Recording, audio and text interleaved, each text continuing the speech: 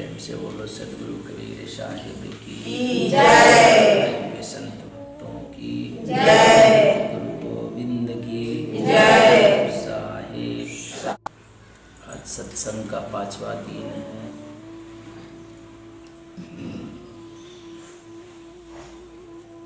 आज आप लोगों को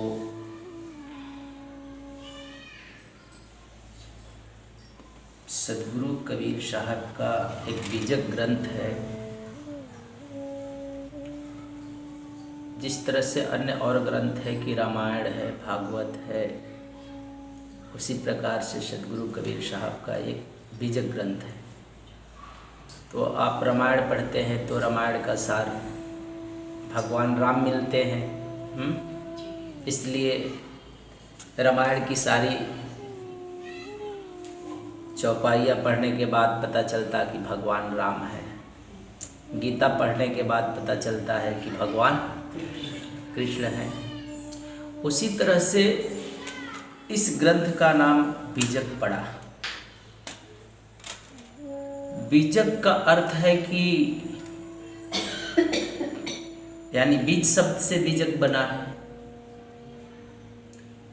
और कोई भी वृक्ष होता है तो उसका स्वरूप उसके बीज में छुपा रहता है।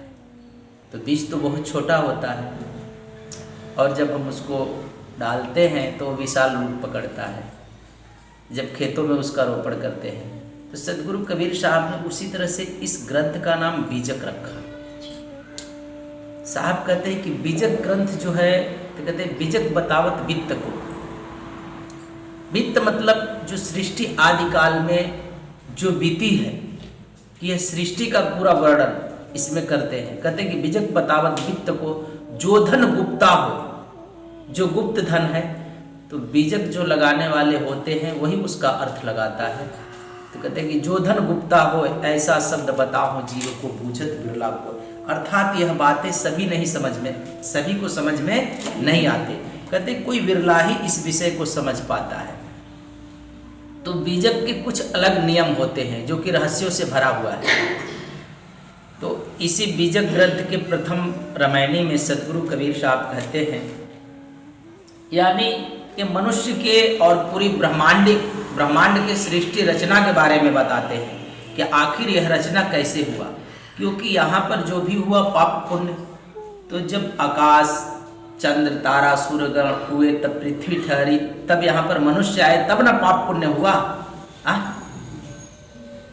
तब न किसी का हानि लाभ हुआ, तब न कोई राक्षस अवतार लिया, मनुष्य चाहे देवता चाहे राक्षस कोई भी आया। जब पृथ्वी हुई तब, जब पृथ्वी ठहरी तब इस पर आए, और तब न भगवान का जन्म हुआ यहाँ पर। लेकिन उसके पहले की बातें तो हम नहीं जानते कि भाई सृष्टि की रचना कैसे हुई पर। तो उस विषय में सदगुरु कबीर साहब कहते हैं, सबसे पहले बताते हैं, कहते हैं कि अंतर ज्योति शब्द एक नारी, हरि ब्रह्मा ताके त्रिपुरारी, तेई तिरिया भगलिंग अनंता, ताऊ न जानत आदि व अंता। बाख्यरि एक विधाते किन्हा, 14 ठहर पाटसोई दिन्हा, हरिहर ब्रह्मा महंतो नाऊ, तिन्न पुनि तिन बसावल गाऊ। पेट कहू को न वेद पढ़ाया, सुनति कराय तुर्क नहीं आया। नारी मोचित गर्भ प्रसूति, स्वान धरे बहुते करतूती। तहिया हम तुम एके लोहु, एके प्राण बियायो मोहू। एके जनी जना संसारा, कौन ज्ञान से भयउ निनारा। भव बालक भग द्वारे आया, भग भोगी के पुरुष कहाया। अविगति की गति काहू न जानी, एक जिभ कित कहू बखानी। जो मुख होए जिभ 10 लाखा, तो कोई आय महंतो भाखा। आगे कहते हैं कि कहें कबीर पुकारी के, जग ई लेवु व्यवहार। एक सत्य के नाम बिना, भव डूब मरा संसार। सबसे पहले तो कहते हैं अंतर ज्योति। अंतर मतलब भीतर, अर्थात शून्य के अंतर्गत। किसके अंतर्गत? शून्य के अंतर्गत। ज्योति यानी प्रकाश, प्रकाश स्वरूप, ज्योति स्वरूप। शब्द यानी ओंकार, अर्थात ज्योति स्वरूप ओंकार, काल निरंजन। और एक नारी महामाया आदि शक्ति अष्टांगी, ते त्रिया यानी उन ब्रह्मा विष्णु शिव त्रिदेव से भग यानी इन तीनों देवताओं से भग और लिंग का उत्पत्ति होता है। यानी भग मतलब स्त्री और लिंग मतलब पुरुष।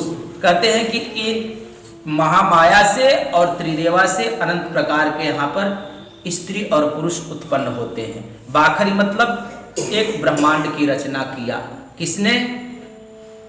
तो कहते हैं कि विधाते यानी विधाता मतलब विधान करने वाला ब्रह्मा। महंतो मतलब महापुरुषों ने। अभिगति मतलब महाचेतन सत्य पुरुष परमात्मा।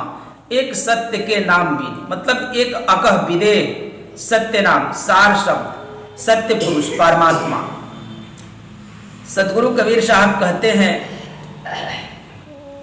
इस प्रथम रामायणी के अंत में अभिगति शब्द से महाचेतन सत्य पुरुष परमात्मा का संकेत और वर्णन करते हैं कि अभिगति की गति काहू न जानी, अर्थात उस सत्य पुरुष परमात्मा का गति किसी को पता नहीं चला, क्योंकि सृष्टि के बहुत काल बाद त्रिदेवा की उत्पत्ति होती है, इसलिए इस त्रिदेवा को भी पता नहीं चलता है। तो साहब कहते हैं कि अभिगति की गति काहू न जानी, एक जिभ कित कहू बखानी, जो मुख होए जिभ 10 लाखा तो कोई आय महंथो भाका।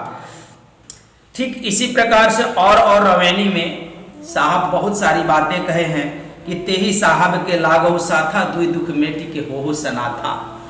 अर्थात उसी प्रकार और भी रामायणों में कहे हैं कि बहुत तक साहस करहु जीव अपना तेही साहब से भेटन सपना। अर्थात जीवात्मा बहुत ही प्रयत्न करता है फिर भी उस परमात्मा से इसकी मुलाकात नहीं होती। और साहब कहते हैं कि तेही वियोग से भय अनाथा परे कुंज पावन माथा। तो कहते हैं कि इसी कारण से ये जीवात्मा अनाथ बन करके इस जगत में पड़ा है, क्योंकि इसको तो कोई परमात्मा मिल नहीं पाया कि उसे कोई आकर के बताए। एक बात है कि हमारे देश में अज्ञान के अंधकार को दूर करने के लिए गुरु शब्द का प्रयोग किया गया है कि अगर हम गुरु के पास जाते हैं तो हमारी सभी अज्ञानता का सभी भ्रमणाओं का गुरु अंत करा करके मुझे ज्ञान रूपी प्रकाश से भर देता है। तो ये हमारे देश की ऐसी संस्कृति है। लेकिन आगे यहाँ पर साहब जी कहते हैं कि सार शब्द ही गही बाच हूं, अर्थात मैं सार शब्द मतलब वह परमात्मा ही होता है।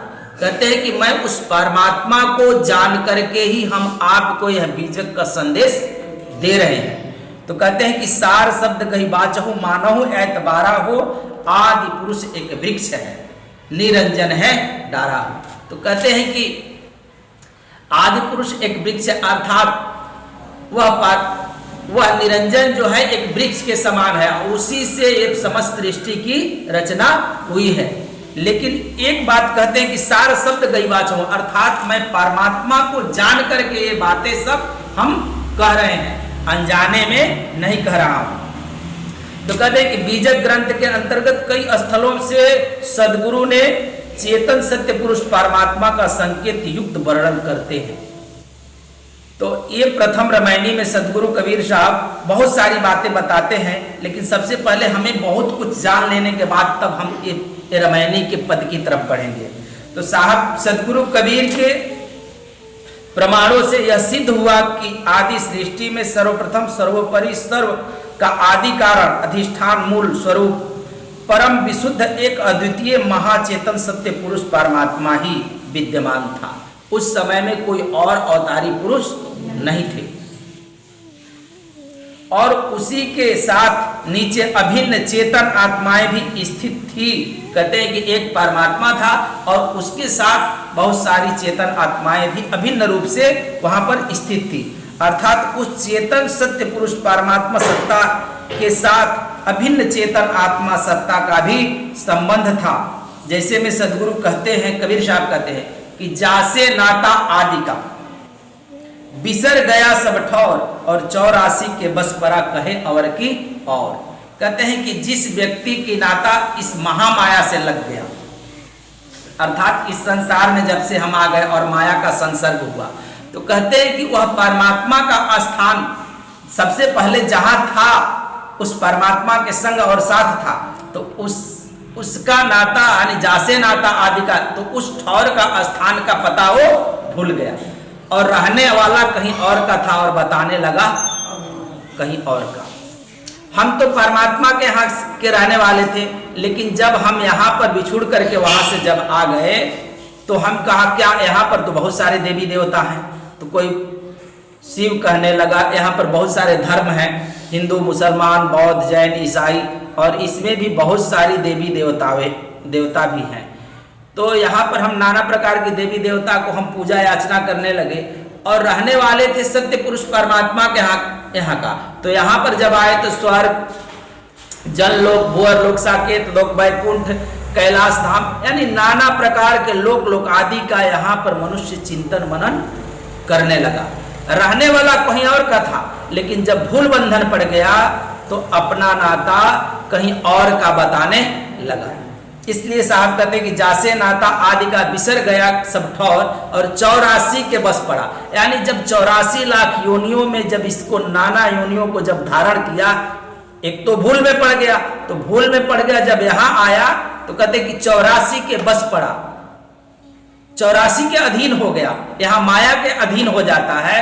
तब ये क्या करता है कि रहने वाला कहीं और का है और बताने लगता है कहीं और का। तो सदगुरु कबीर साहब कहते हैं कि जिस महाचेतन सत्य पुरुष परमात्मा से इस चेतन आत्मा का नाता अर्थात संबंध आदि का था, यानी सृष्टि के आदि में था, जिसके संग साथ रहता था, सर्व से प्रथम था, बिसर गया और ठौर अर्थात स्थान को भूल जाता है। चेतन सत्य पुरुष परमात्मा स्वरूप ठौर नाम स्थान को यह चेतन आत्मा बिसर गया, भूल गया है और भूल बंधन में पड़कर और कहता है वास्तव असली सिद्धांत की इसको कुछ भी खबर नहीं है, अर्थात असली परमात्मा के सिद्धांत का इसको कुछ पता नहीं है। सृष्टि आदि के सर्वप्रथम उस महाचेतन सत्य पुरुष परमात्मा का साथ अभिन्न चेतन आत्मा का भी संबंध था। यानी ये जितनी भी जीवात्माएं हैं यहाँ पर मौजूद इस भूधरातल पर, सबका नाता किससे था?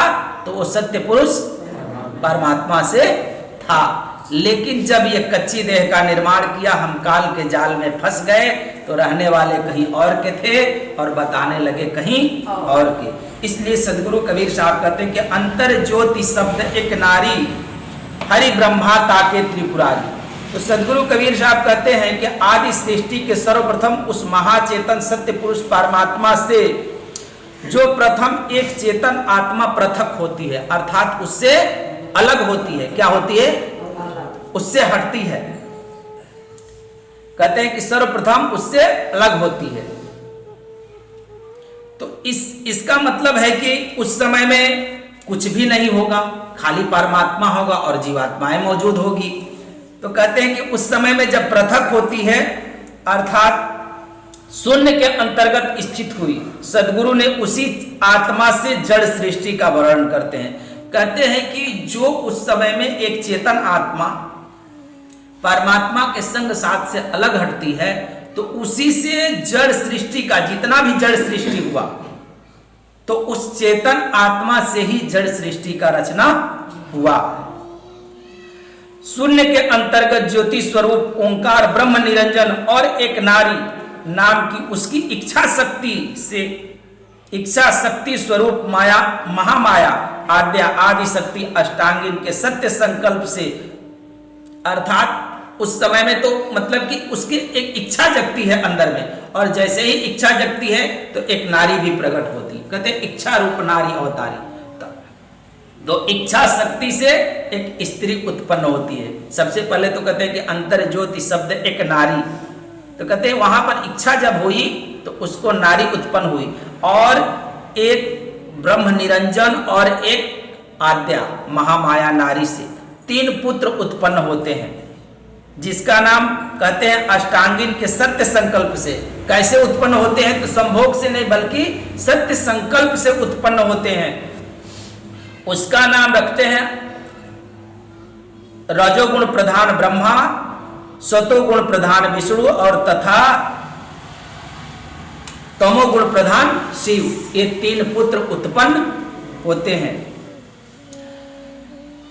अतः आदि सृष्टि के सर्वप्रथम महाचेतन सत्य पुरुष परमात्मा से प्रथम एक चेतन आत्मलक्ष्य सुरति पृथक हुई, अर्थात भिन्न अलग होकर अपने चेतन स्वरूप में स्थित हुआ और बहुत समय तक उसी स्थिति में रहा। कहते हैं कि पहले अलग हुआ तो क्या किया, पहले अपने ही स्वरूप में बहुत काफी दिनों तक वह रहा।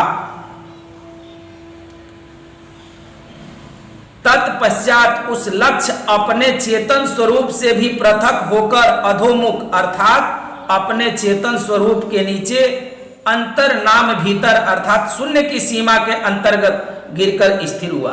पहले तो कहते हैं कि सबसे पहले जब अलग होता है तो अपने स्वरूप में ठहरता है, बहुत काल तक रहता है, फिर उससे भी नीचे गिरता है तो उस शून्य की सीमा में आता है। तब वह चेतन आत्मा प्रथम शून्य अचेत दशा को प्राप्त होता है। जब शून्य में आता है तो क्या होता है, अचेत दशा को वो प्राप्त होता है। साहब कहते हैं कि उसकी उसी शून्यवत अचेत स्थिति को वेद वेदांत आदि ग्रंथ तुर्यातीत क्या कहते हैं, तुर्यातीत भूमिका से उसको संकेत कहते हैं। क्योंकि मैंने कई बार बताया कि जागृत स्वप्न सुषुप्ति तुर्या और तुर्यातीत होता, तो जो तुर्य भूमिका होता वहां से सृष्टि सृजन यानी संहार करता है, सृष्टि भी करता है और वहीं से संहार करता है।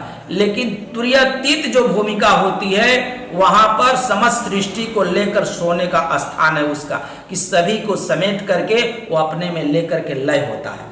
तो वो तुर्यातीत भूमिका तक वो जब उतरता है नीचे तो निर्विकल्प ब्रह्म, शुद्ध ब्रह्म, निर्विशेष ब्रह्म, निर्गुण ब्रह्म, निराकार ब्रह्म, निरंजन इत्यादि अनेक नामों से ये सभी ग्रंथ उसकी पुकार करते हैं और इन्हीं नामों से उसका नाम लेते हैं। तो कहते हैं कि इन्हीं नामों से वो वर्णन करते हैं। और सदगुरु कबीर साहब उसी शुद्ध निर्विशेष ब्रह्म भूमिका को हंस देह कहते हैं। जहां सब लोगों ने जिसको निर्गुण ब्रह्म कहा, निर्विशेष ब्रह्म कहा, कुटस्थ ब्रह्म कहा, तो वहां पर जब तुम्हारी भी सुरता वहां पहुंचती है तो जिस जीवात्मा की सुरता वहां तक जाती है उसको सदगुरु कबीर साहब हंस नाम से संकेत करते हैं।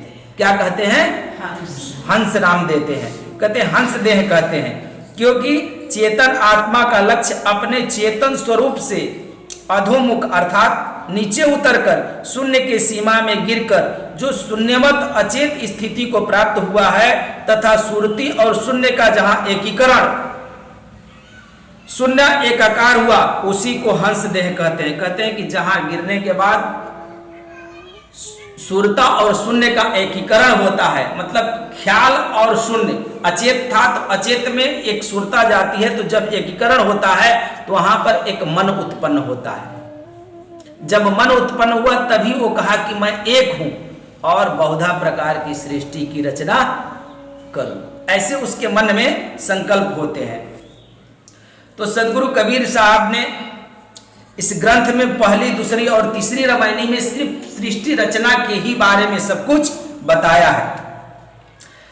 तो जैसे में कि सदगुरु कबीर साहब कहते हैं कि हंस देह के बारे में बताते हैं कि हंस देह तक तो क्या है, तो सभी विज्ञान की ही भाव है। इसलिए साहब कहते हैं कि हंस देह विज्ञान भाव है, सकल वासना त्यागे, नहीं आगे नहीं पीछे कोई निज प्रकाश में पागे, निज प्रकाश में आप अपन पौ, भूल भयो विज्ञानी, उन्मत बाल पिचास मुकजड़ पंचदशा लानी। खोए आप अपन पौ सर्वस, निज स्वरूप नहीं जानी। कहते हैं कि वहां शून्य में जाने के बाद भी व्यक्ति अपने निज स्वरूप को जानता, इसलिए साहब कहते हैं कि खोए आप अपन पौ, यानी अपनी ही छाया को देख करके वो भूल जाते हैं। तो कहते हैं कि खोए आप अपन पौ सर्वस, निज स्वरूप नहीं जानी, फिर कैवल्य महाकारण सूक्ष्म स्थूल समानी, अर्थात फिर से ये शरीर धारण करता है। इस प्रकार उस महाचेतन सत्य पुरुष परमात्मा से चेतन आत्मा पृथक होकर शून्य स्थिति में हुआ। जैसे सदगुरु कबीर साहब कहते हैं कि तहां के बिछुड़े बहुकल्प बीते। कहां के, तो परमात्मा के यहां से बिछुड़े हुए यह जीवात्मा अनंत काल से बिछुड़ा है। तो कहते हैं कि तहां के बिछुड़े बहुकल्प बीते, भूमि परे भुला। जब यह जीवात्मा एक कच्ची देह को पकड़ करके जब इस संसार में आया, भूमि पर ही बुलाया, तो वह परमात्मा को क्या करता है? भूल जाता है। कहते भूमि पर ही बुला, साधु संगति खोज देखो, बहुरी उलटी समाये। तो कहते हैं कि जब हम साधु और संतों के निकट जाते हैं, गुरुजनों के निकट जाते हैं, तब हमें यह पता चलता है कि हम कहाँ के रहिवासी हैं। तब आगे साहब कहते हैं कि प्रथम एक जो हव किया, भया जो 12 बान, कसत कसौटी नाटिका, पीतर भया निदान, जहिया जन्म मुक्ता हता, तहिया हता न कोई, छठी तुम्हारी हो जगी, तू कहाँ चला बिगु। कहते हैं कि जिस दिन तुम मुक्त था, जहिया जन्म मुक्ता हता, तहिया हता न कोई, उस दिन तो तुम्हारे संग साथ न कोई पाप था, न कोई पुण्य था, न कोई तेरा था, न मेरा था, न चांद थे, न सूरज थे, न आकाश थे, न पृथ्वी थे, न तारेगण थे। तब तो उस समय में कुछ भी नहीं था, उस समय में तुम मुक्त था। तो कहते जहिया जन्म मुक्ता हता, तहिया हता न कोई, छठी तुम्हारी हो जगी। तुमने जो ये 6 देहों का निर्माण तुम्हारे शरीर के भीतर हुआ, इसके कारण ही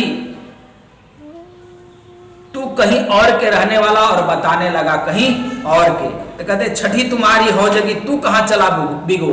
अर्थात तुम उस परमात्मा को भूल करके और तुम कहीं और चल पड़े। इसलिए सदगुरु कबीर साहब कहते हैं कि प्रथमे सूक्ष्म भया अहम, सोई कहावे एको हम। तो पहले ही सूक्ष्म में ही समस्त सृष्टि की रचना होती है, स्थूल जगत की नहीं।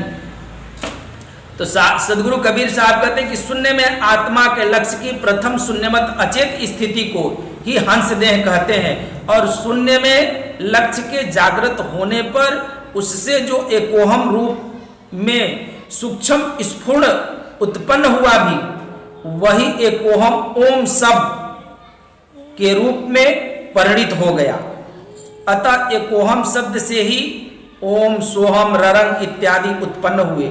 उसी के यह सब शब्द पर्यायवाची नाम होते हैं, जो शून्य ब्रह्मांड में चेतन आत्मा के माध्यम से हो रहे हैं। किसके माध्यम से हो रहे हैं? तो कहते हैं कि जितने भी ये ब्रह्मांड में ये ध्वनियां उत्पन्न हो रही है, तो कहते हैं कि चेतन आत्मा के माध्यम से ही ये सभी ओहम, सोहम, ररंग, अनाहत, ढोलक, शंख, नगारा, ज्योति, जो भी उसमें हम देखते हैं, ध्यान कर कर जब हम जाते हैं पिंड से ब्रह्मांड में, अर्ध से ऊर्ध्व जब हमारी श्वास होती है तो चेतना होती है, तब उस समय में हमें ये सारी वस्तुएं दिखाई पड़ती है, अर्थात उसमें प्रकाश भी दिखाई पड़ते हैं।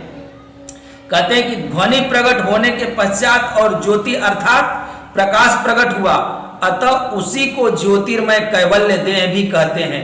यह कैवल्य देह आकाशवत ज्योतिर्मय है। उस आकाशवत ज्योतिर्मय कैवल्य देह का अभिमानी चेतन आत्मा ही ब्रह्म निरंजन है।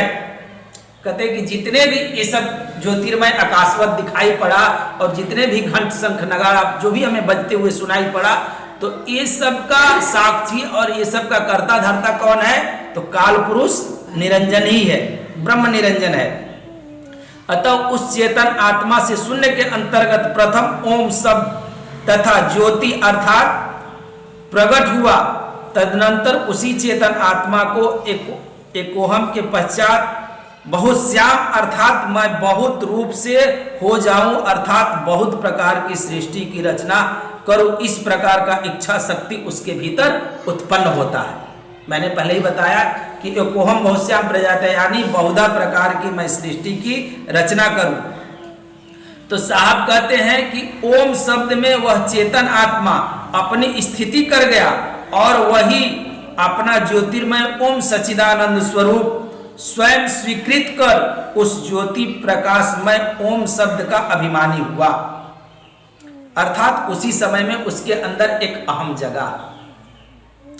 अतएव उसी चेतन आत्मा को आकाशवत ज्योतिर्मय सच्चिदानंद स्वरूप ब्रह्म निरंजन इत्यादि नामों से वेदों तथा उपनिषद आदि और गीता, दार्शनिक आदि ग्रंथों में विशेष रूप से वर्णन किया जाता है। उसी को सर्वोपरि सिद्ध करके उसको ही विशेष रूप से महात्मा गण वर्णन किया है और उसी का महत्व वर्णन किया जाता है, और उसके प्राप्ति के लिए जाप, अजपा, योग, तप, नेम, आचार सभी कुछ लोग करते रहते हैं। यानी किसकी प्राप्ति के लिए? किसकी प्राप्ति के लिए? तो उसी निरंजन की प्राप्ति करने के लिए, परमात्मा की प्राप्ति के लिए नहीं। तो कहते हैं अनेक साधनों का वर्णन किया जाता है और उसी को वेदांत, उपनिषद आदि ग्रंथों में महाकारण ब्रह्म, निर्विशेष ब्रह्म, शुद्ध ब्रह्म आदि कहा है तथा उसी को विद्या माया के संयुक्त साक्षी दृष्टा रूप तुरीय पद पर स्थिर होने से और जगत की सृष्टि का सृजन करने से ईश्वर सबल ब्रह्म तथा सगुण ब्रह्म भी कहा जाता है। जैसा कि वेद, उपनिषद, वेदांत आदि में कहा है कि आकाशम शरीरम ब्रह्म, अर्थात आकाश ब्रह्म का शरीर है, एवं आकाश मंत्राय ब्रह्म, अर्थात आकाश की तरह वह ब्रह्म सर्वव्यापक है। इसी प्रकार ज्योतिषामपि तज्जो अस्तमसः परमुच्यते, गीता इसी तरह से कहता है कि ज्योतियों का भी ज्योति एवं माया से अति परे कहा जाता है। आत्मा ज्योतिर्मय सच्चिदानंद रूपो नितस्य निष्प्रिय निर्गुण सप्रतियोगिता पूर्ते जगत। वेदांत कहता है कि वह ब्रह्म परमात्मा ज्योतिर्मय सच्चिदानंद स्वरूप नित्य इच्छा रहित निर्गुण है और वही ब्रह्म आत्म जड़ जब जड़ प्राकृतिक माया के अंतर्गत होता है तब वही जगत को रचता है इत्यादि अनेक प्रमाण देते रहते हैं। अतएव जहां से चेतन आत्मा को जगत रचने की एकोहम यानी बहुश्याम की इच्छा उत्पन्न हुई है, वही ब्रह्मांडी तुरीय पद विद्या माया संयुक्त ईश्वर भूमिका है। कहते हैं कि जहां से ब्रह्मांड में ये सृष्टि रचता है उसी को ईश्वर भूमिका इस संसार के सभी धर्मों के ग्रंथ बताते हैं कि वहीं से सृष्टि का रचना होता है, इसीलिए वह परमात्मा है।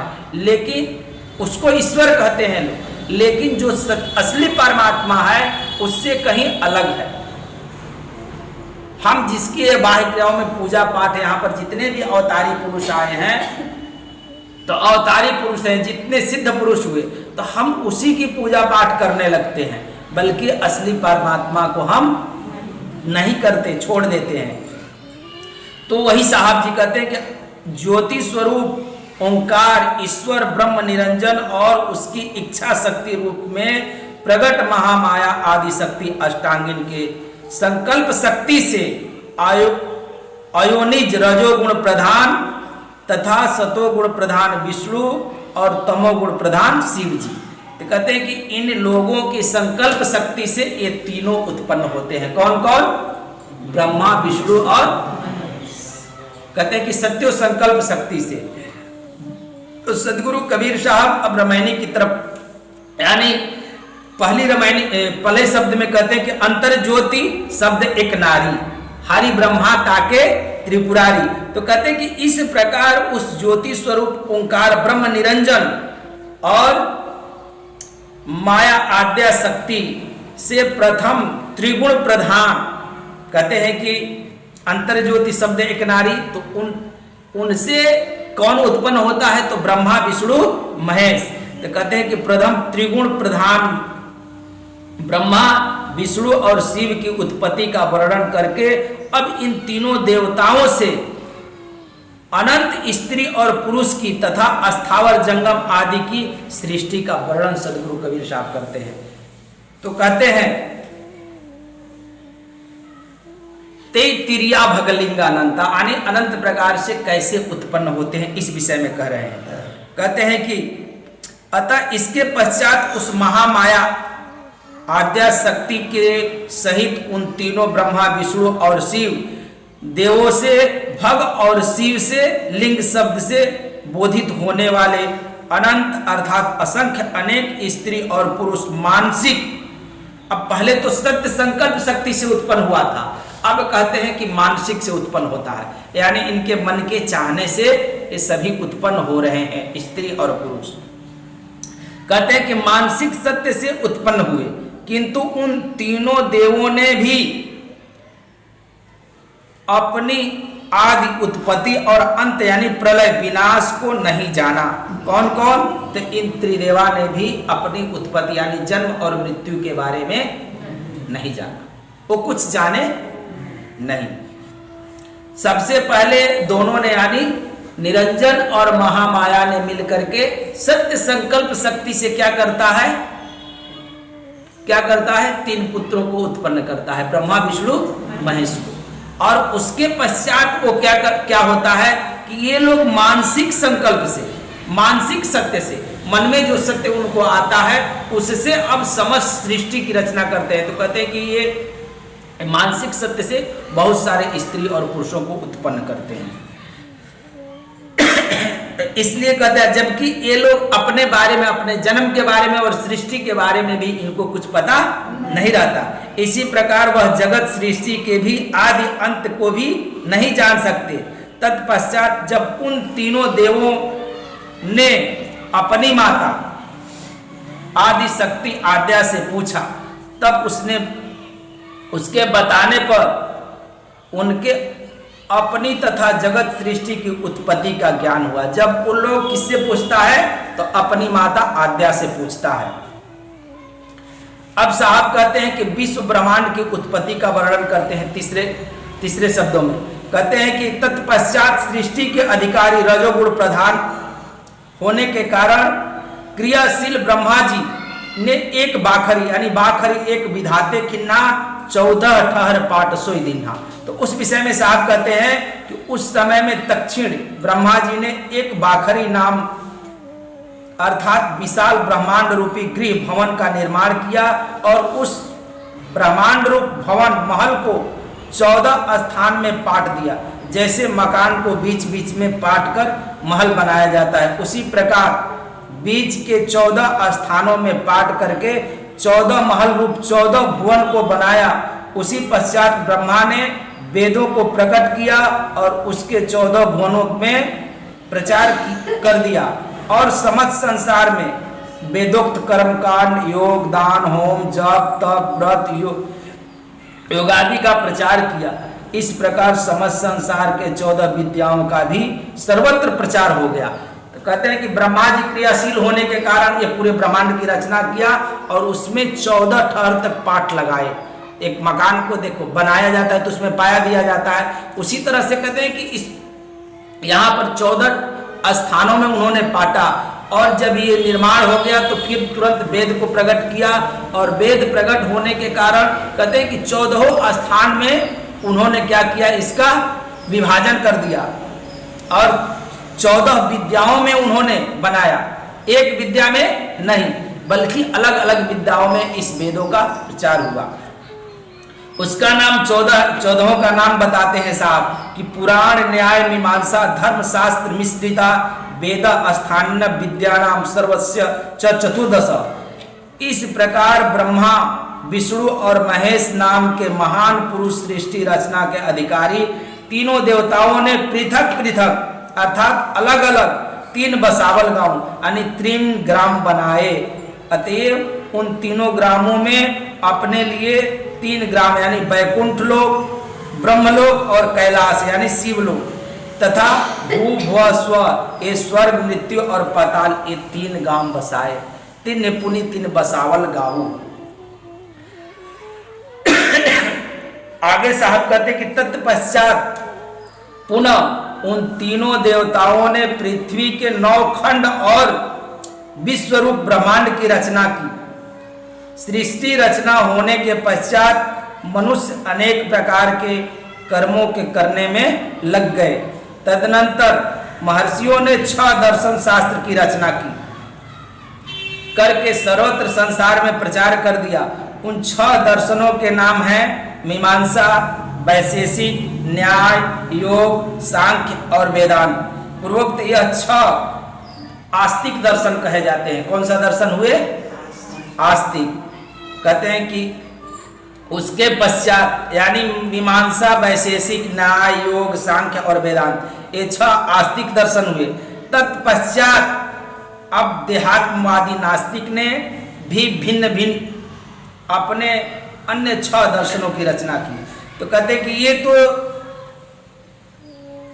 बिना देह वाले ने किया। अब कहते कि देहधारियों ने, जिनका जन्म होता है उन लोगों ने यानी नास्तिक लोगों ने 6 नास्तिक शास्त्र भी ये रचना करते हैं।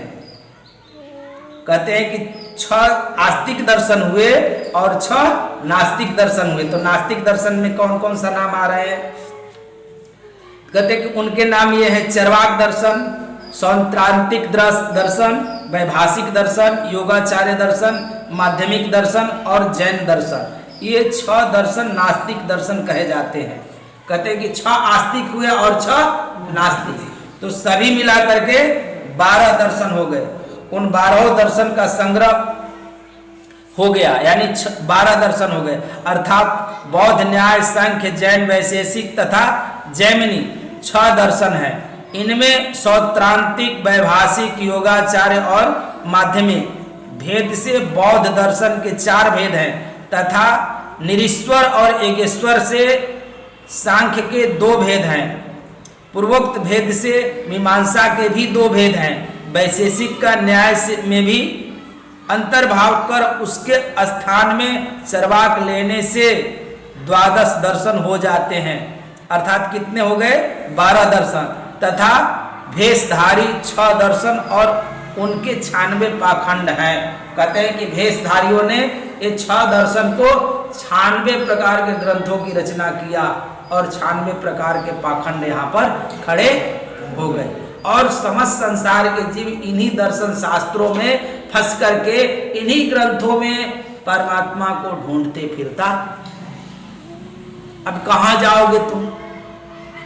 अब जो जो पढ़े संतों ने वही वही बताएंगे, जो जो पंडित जी ने पढ़ा, जो जो मौलवी मौला जितने भी हैं यहाँ पर हमें ले चलने वाले, तो जो जाने वही आपको बताएंगे, दूसरा तो नहीं बताएंगे। यहाँ पर साहब कहते हैं कि ये सभी लोग और 96 प्रकार का पाखंड कैसे खड़ा हुआ? तो साहब कहते हैं कि जोगी जंगम सेवरा, सन्यासी दरवेश, 6वां कहिए ब्राह्मण, 6 घर 6 उपदेश, 10 सन्यासी 12 जोगी 14 शेष बखान। कहते हैं कि 10 प्रकार के सन्यासी हुए, 12 प्रकार के जोगी हुए, 14 प्रकार के शेख यानी जो मुसलमान धर्मों में होते हैं वो। कहते हैं कि 14 शेख बखान, बौद्ध 18, कहते हैं कि बौद्ध भी 18 प्रकार के हुए, जंगम 18, 24 सेवड़ा जान। कहते हैं कि 24 प्रकार के जैन मुनियों में भी हुए। तो अतः इन भेषधारी 6 दर्शनों ने भी अपने अपने नाम के भिन्न भिन्न प्रकार संसार में प्रचार किया। एक तो वो लोग अपना प्रचार किया त्रिदेवा, फिर उनसे मनीषी आए तो वो अपना प्रचार किए, फिर इनसे जो सन्यासी बने ये और ही अपना अपने ढंग से प्रचार करने लगे। तो ये धीरे धीरे इतने विश्व में पूरे फैल गए और इतना फैल गए कि आज भी लोग भूत प्रेतों में भी फंस गए आकर के। लास्ट में इतना न फैल गया कि फैलते फैलते देवता से भूत में भी भूत देवता हो गए और इसमें इतने पाखंड में फंस गए कि कभी संभव ही नहीं कि तुम परमात्मा की तरफ विमुख करके कभी निकल कर जाओ। इतने पाखंड यहां पर हो गए। अब साहब कहते हैं कि मत संसार में ये सभी चीजों का प्रचार हुआ। तत्पश्चात 96 प्रकार के पाखंड मतों की रचना की और उसका भी प्रचार कर दिया। यानी जितने भी समस्त ग्रंथ करे एक एक लिखते गए, जो जो लिखते गए वो अपने अपने ग्रंथों का क्या किया? प्रचार करते गया और हमारे तक संदेश आते रह गए। तो कहते हैं साहब कि उन 96 प्रकार के जो पाखंड के नाम हैं वो बता रहे हैं अभी कि कौन कौन से पाखंड हैं। तो कहते हैं गिरी, दर्शन करने जाते हैं ना लोग, तो कहते हैं गिरी, पूरी, भारती, आनंद आश्रम, सरस्वती, वनप्रस्थ, अरण्य और सागर, ये 10 प्रकार के सन्यासी हुए। कौन कौन? तो गिरी, पूरी, भारती, आनंद आश्रम, सरस्वती, वन और पर्वत, अरण्य और सागर, ये 10 प्रकार के सन्यासी हुए। औघड़, योगी तथा अलखिया आदि 12 प्रकार के गोरखपंथी योगी हुए। यानी गोरखपंथी कितने? 12 प्रकार के हुए। तथा दरवेश, यानी मुसलमानों में दरवेश नाम से प्रसिद्ध मुसलमान, शिया, सुन्नी, फकीर, कंजरा, ईसाई तथा पारसी आदि ये 14 प्रकार के शेख हुए। एवं 5 गौड़ तथा 5 द्रविड़ आदि 18 प्रकार के ब्राह्मण हुए। कहते हैं 5 गौड़ और 5 द्रविड़ इत्यादि 18 प्रकार के ब्राह्मण हुए। कितने प्रकार के? 18 कहते 18 प्रकार के ब्राह्मण हुए एवं शिव उपवासक, लिंगायत, काली आदि 18 प्रकार के जंगम और अरहन, महावीर आदि 24 तीर्थंकर, जैनी, सेवड़ा, इन सब प्रकार पाखंडियों के 96 भेद हुए। कहते हैं कि ये सभी प्रकार के पाखंडों का 96 भेद हुआ, जो कि परमात्मा से बहुत दूर रहा। यहीं पर वो सिद्धि रिद्धि सिद्धियों को प्राप्त किया, क्योंकि पिंड से ब्रह्मांड में जाना और सिद्धियों को प्राप्त करना और लोगों के इच्छा अनुसार उसको आशीर्वाद देना, परमात्मा से सदा विमुख कर देना। तो हम जाते हैं कोई चीज इच्छा लेकर के, तो संसारी की वस्तु मांगते हैं, परमात्मा को तो हम मांगते नहीं कि मांगते हैं। परमात्मा से संसार की वस्तुएं सदा हम मांगते ही रहते हैं, तो वो एकदम मिलते रहता है हमको। तो यहाँ के जितने रिद्धि सिद्धि वाले देवी देवता थे, तो फिर हम उसी को क्या कहते हैं, परमात्मा बना लेते हैं। तो यही कारण होता है।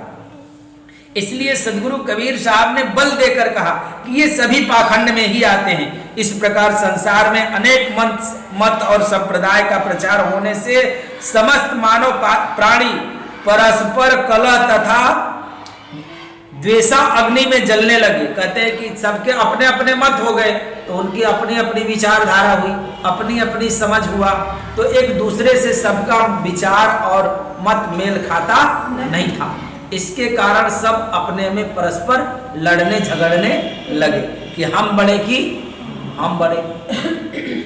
अब कहते हैं कि अतः वह समय मुसलमानों का था। जब सदगुरु कबीर साहब आए तो कहते कि वह समय मुसलमानों का था और समस्त भारत देश की राज्य सत्ता उनके हाथ में थी। किसके हाथ में थी? इन मुसलमानों के हाथ में थी। हमारे हाथों में जब कबीर साहब आए थे तो उस समय में हमारे हाथों में, हिंदुओं के हाथों में सत्ता नहीं थी। किसके? मुसलमानों के हाथों में सत्ता थी। एवं हिंदू, स्वर्ण, ब्राह्मण, क्षत्रिय आदि लोग अपने को श्रेष्ठ, अपना हिंदुत्व वैदिक धर्म सर्व से प्रधान श्रेष्ठ मानते तथा कहते थे। कहते हैं कि इन लोगों में जो सर्व और ब्राह्मण थे, यानी ब्राह्मण और राजपूत, ये दो थे, श्रेष्ठ थे। तो ये अपने को वेद को मानते थे और अपने आप को श्रेष्ठ भी मानते थे। बाकी लोगों से उनको किसी से मतलब नहीं था। कहते हैं कि अपने आप को ऊंचा भी मानते थे। और इसी प्रकार से मुसलमान भी अपने को कहते थे कि हम मुसलमान ईमानदार जाति को खुदा से उत्पन्न किए हैं। कहते हैं कि हम ईमानदार जाति के हैं, हम लोग खुदा से ही पैदा हुए लोग हैं। और इस कारण से हम लोग इस काफिर हिंदुओं को कहते थे कि ये लोग क्या है? काफिर है। कहते हैं कि ये काफिर हिंदुओं से सब प्रकार से हम श्रेष्ठ हैं, पाक और शुद्ध कौम है हमारी, हम कोई मलिन लोग नहीं हैं। और हिंदू तो काफिर है, एकदम नीच जात है। किसका कहना था? मुसलमानों का। और हिंदुओं में जो ब्राह्मण और क्षत्रिय थे तो कहते थे कि हम तो श्रेष्ठ हैं, हम पूजा पाठ वाले लोग हैं। तो ये हम जो बीच वाले लोग थे, तो हम लोग कोई पूछ ही नहीं, जिसका मर्जी वो गला काटे, जिसका मर्जी वो गला काटे। और ये मुसलमान लोग कहते थे कि हमारा कुरान मत इस्लाम धर्म हिंदुओं के वैदिक धर्म से बहुत ही ऊंचा तथा श्रेष्ठ है। एवं हिंदू स्वर्णों में ब्राह्मणों को वेद तथा ज्ञानोपवित जनेऊ का अहंकार था। किसको? हिंदुओं में ब्राह्मणों को, कि हम जन्म से ही जनेऊ धारण किए हैं, हम तो श्रेष्ठ हैं। जिसका ज्ञानोपवित संस्कार नहीं हुआ तथा नहीं होता है वह शूद्र मलेच्छ जाति होता है। तो जिनको जिनको जनेऊ नहीं धारण किया वो कौन सी जाति का है? मलेच्छ है। वो कोनो जाति पाति में आता होता नहीं है, इनका तो कोनो गिनती नहीं है। और इसी प्रकार मुसलमान को भी कुरान शरीफ का और सुन्नती का अहंकार था कि जो कुरान शरीफ नहीं मानता है तथा सुन्नती नहीं कराता है वह काफिर जाति का था। मुसलमान लोग भी कहते हैं कि जो सुन्नत नहीं कराया, कुरान नहीं जानता, ये क्या है? काफिर है। तो पंडितों को भी काफिर समझता था। वो पंडित और राजपूत को दूसरा कुछ समझता नहीं था, कहता था कि ये लोग काफिर है। अब आगे कहते हैं कि अतः हिंदू काफिर जाति है। इनको मारने तथा इनको जोर जुर्म से भ्रष्ट करके मुसलमान बनाने से खुदा प्रसन्न होता है। क्या होता है? खुदा इनको जोर जुल्म कर कर और मुसलमान बनाने से खुदा प्रसन्न होता है। इनका ऐसी मान्यता है कि इनको किसी तरह से अगर प्रेम से मान गया तो प्रेम से, और नहीं माना तो मार कर जबरदस्ती मुसलमान बना देंगे तो खुदा हमारा खुश होगा। कैसा इनका धर्म है भाई। और उस मुसलमान को खुदा जन्नत बिहिश्त देता है। कहते हैं कि बिहिश्त मतलब मोक्ष। इनको जन्नत ही नहीं बल्कि बिहिश्त भी देता है, यानी मोक्ष भी देता है।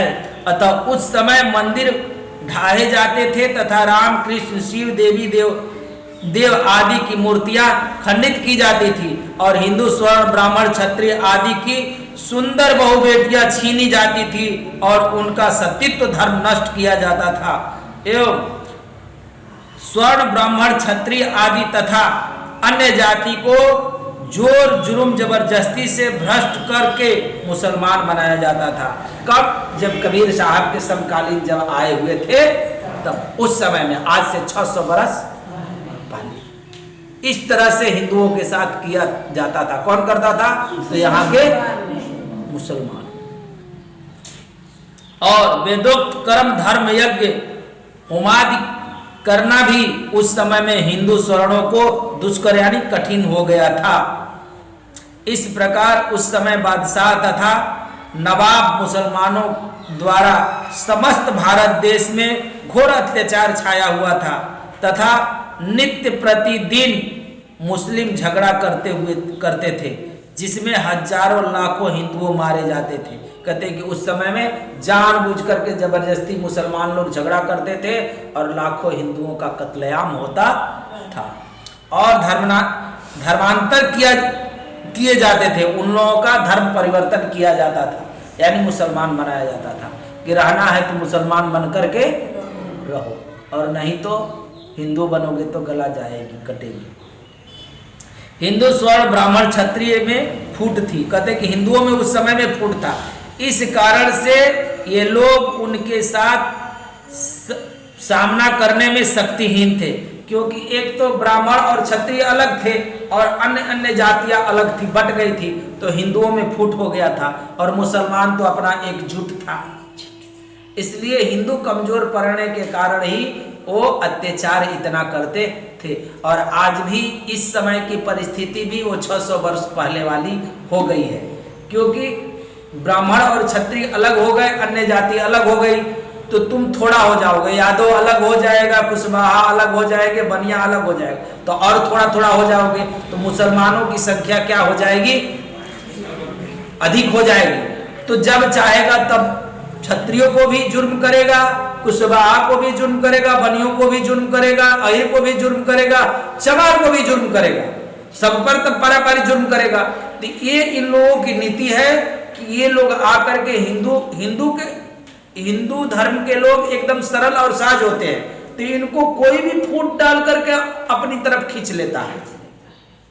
तो ये सदा ही फूट डाल करके हिंदुओं में कहते हैं कि तुमको ये ब्राह्मणों ने ऐसा किया, तुमको ब्राह्मणों ने वैसा किया। ब्राह्मण ने क्या किया वो तो बात की बात रही।